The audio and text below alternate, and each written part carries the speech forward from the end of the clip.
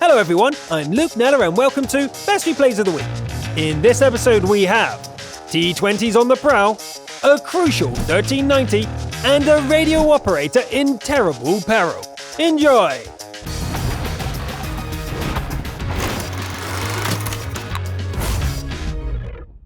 This week's steel wool comes from the North American region and features the massive rolling bunker known as the KV-5.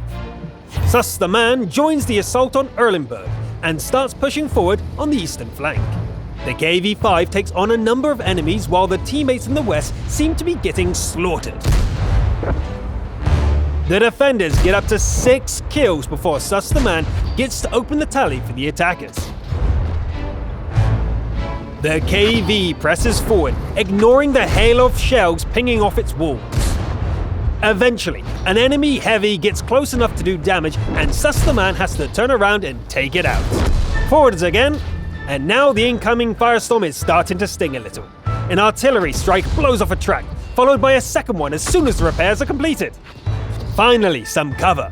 With no shots coming in, Sus the Man is free to chip away at a retreating enemy until an allied SPG finishes it off. The KV bunker may have thick walls, but a rather small weapon. Without APCR, the gun struggles to damage the T-32, but Sus the Man can still keep it tracked.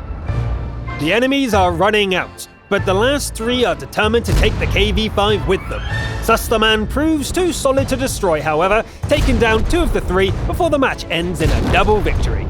8k blocked, most damage dealt in the match, and even the radio operator survived. A great steel wool game all around. The following Confederate game comes from the Asian server and features a German variant of the Walker Bulldog. Mac Boys arrives on Live Oats, finding a match where practically everyone is a Tier 8. The Black Dog races ahead, setting into a well-known bush. It seems there's a rival scout on the other team with the exact same game plan. There can be only one though, and Mac Boys calls down an arty strike to get rid of the imposter. The Bulldog keeps peeking over the edge, revealing the enemy and taking the occasional shot. When the Tier 9 Heavy tries to get rid of it, the little black Bulldog shows just how hard it can bite. The game of Peekaboo ends when the enemies come out to play, then Mac Boys heads for the city. A Super Pershing tracked out in the open receives some attention along the way. The Diga may be bigger, but it proves to be no match for a Bulldog.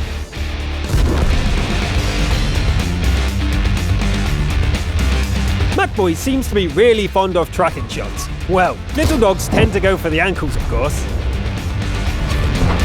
Ouch! Maybe not from the front, but more like this. Auf Wiedersehen!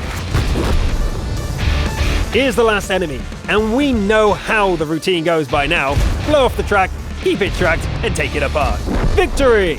Nice work, Confederate! That's a lot of damage with even more assist on top. We move back to the North American servers for a crucial contribution by Maze Jar and their AMX 1390. The map is Murovanka, and it's a Tier 10 battle. Maze Jar begins by scouting the eastern flank, then relocates closer to the middle. Before long, the team is 3 tanks down and dug into one corner of the map. An enemy 121 appears on a scouting run and gets driven away by Maze Jar. The object challenges Mason to a duel and very nearly comes out on top. Our crucial contributor is down to 400 hit points and 3 allies. Here's a chance to finish off the 121, and a single shot is all it takes. The rest of the clip should be enough for this IS-3. Okay, maybe not if several of them bounce off. The T-62A lands a hit and the safety margin is gone.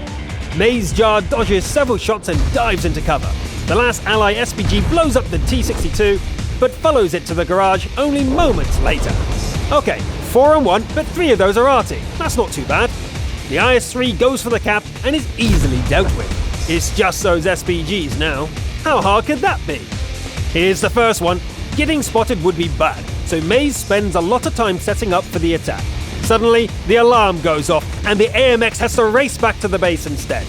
The Kappa is a gigantic GWE 100. May's jar misses twice, connects and bounces the last shell from the heavy armor. Well, poop. Should have reloaded on the way. May spends some time dodging artillery shells, then finishes off the Kappa with 3 more shots. There's the next one. Maze misses a shot on the move and runs into the third arty by sheer luck. At least this one dies easily. There's 3 shells loaded. It should be plenty, right? Well, it would have been, but wasting the first one means that the SPG lives and there's just 40 seconds left on the clock. The opponent is almost dead, but so is the 1390, and ramming it is out of the question. The arty tries a shotgun attack, then it goes for the ram as Maze Jar is setting up the shot. The gun fires on 000, and the match is won with no time to spare. Whoa, that's definitely a crucial contribution, but maybe keep an eye on the clock next time. And now for some Top Gun mayhem from the EU region, as destroyer SCNR takes the Object 907 out on a rampage on Serene Coast. The Object 907 was rewarded to people who racked up fame points in the 3rd and 4th Clan Wars campaigns, so we expect Destroyer to live up to the name. Despite this, the early game is cautious skirmishing without much destruction going on. Here we go, an AMX 5100 is caught with nowhere to run and becomes the first kill. Let the destruction begin! The next victim is a Bachatalion 25-ton, and here we see some real aggression as the Destroyer gives it no chance to escape.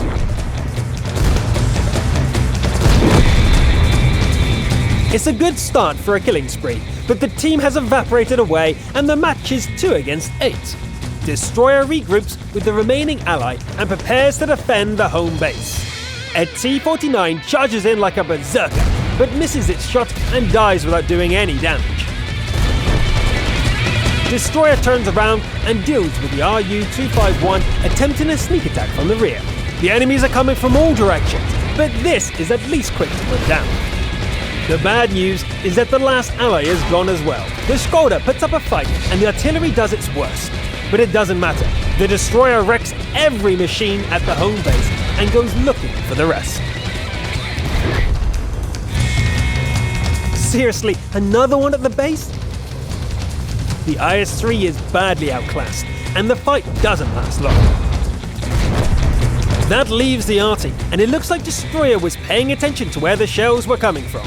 The SPG is caught on the move without a chance to fight back. GG. Nice comeback. It took a while to get the kill streak going, but the results speak for themselves. As the episode finale, we have brothers-in-arms from the European server cluster. Marambas and Lurky head out to Murovanka in a pair of T-20s to carry the game or die trying. The med tanks head for the eastern forest at high speed and engage an enemy force. A 5916 tries to help, but gets a little underfoot. Marambas picks off a Skoda, and the platoon tag team a Tiga with ruthless efficiency. The KV-5 is a tough nut to crack, but Marambas knows to go for the R2-D2 at the front. The Object 416, on the other hand, proves surprisingly easy to kill.